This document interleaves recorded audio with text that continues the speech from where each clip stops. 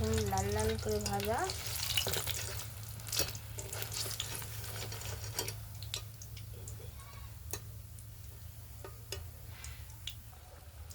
তো দেখুন এগুলো লাল লাল করে ভাজা হয়ে গেছে, এবার তুলে নেব।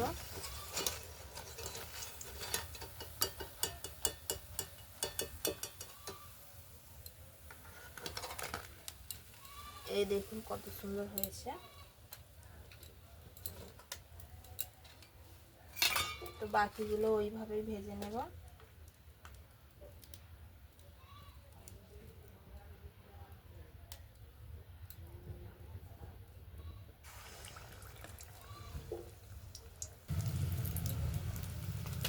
তো দেখুন এইগুলো হয়ে গেছে, তুলে নেব।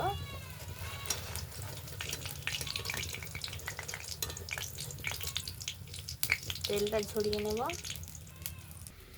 তো দেখুন বন্ধুরা আমার চপ হয়ে গেছে টমেটোমের, দেখুন কত সুন্দর হয়েছে।